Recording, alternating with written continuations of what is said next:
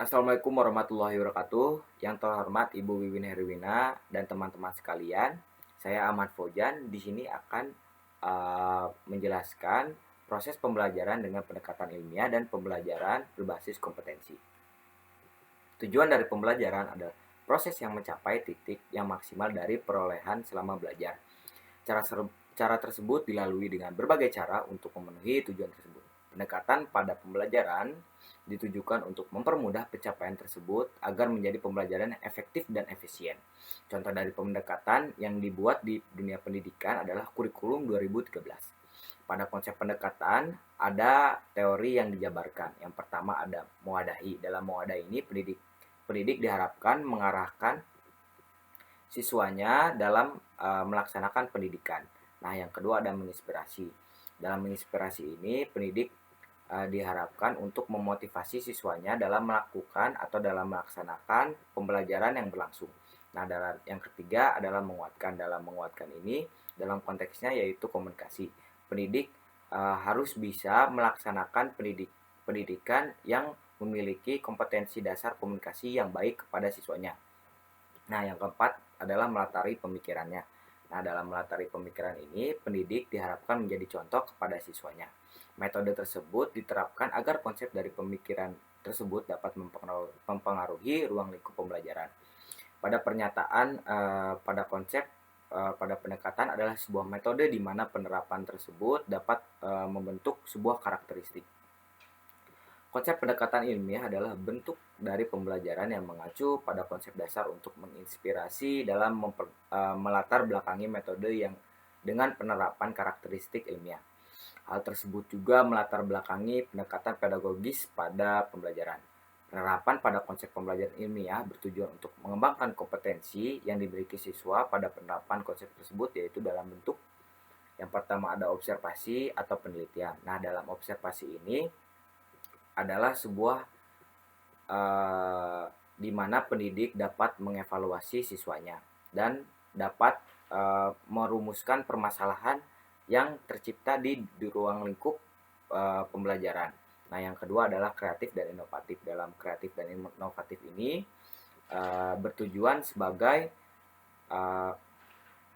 konsep baru untuk melaksanakan pembelajaran dan agar pembelajaran yang berlangsung tidak bosan dan tidak begitu-begitu saja.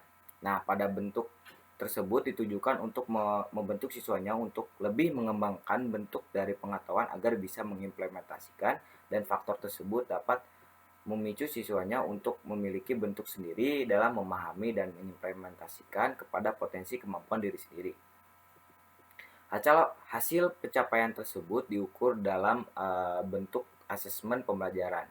Hal itu ditujukan untuk menilai kemampuan siswa dalam berkompetensi dalam penyampaian metode pembelajaran.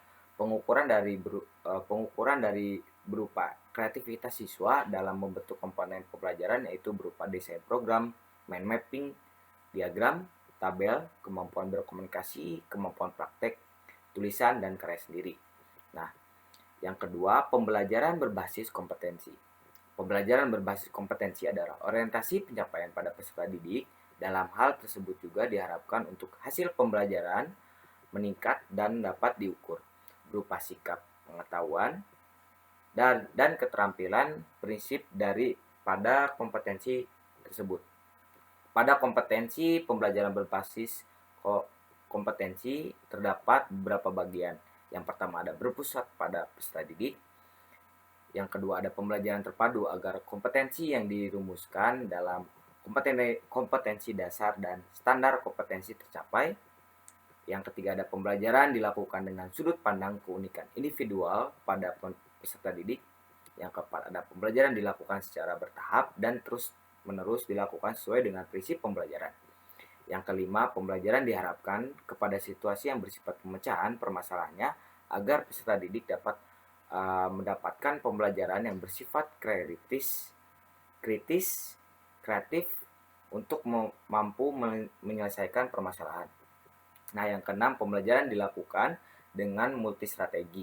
Dalam multistrategi ini terdapat multimedia sehingga memberikan pengalaman pembelajaran beragam bagi peserta didik. Hal ini juga diharapkan dalam sebuah kompetensi yang dilaksanakan pembelajaran selama pandemi ini. Cukup sekian hasil penjabaran dan hasil penyampaian dari materi yang saya bawakan, yaitu proses pembelajaran dengan pendekatan ilmiah dan pembelajaran berbasis kompetensi. Mohon maaf bila ada kata yang salah dari saya. Wassalamualaikum warahmatullahi wabarakatuh.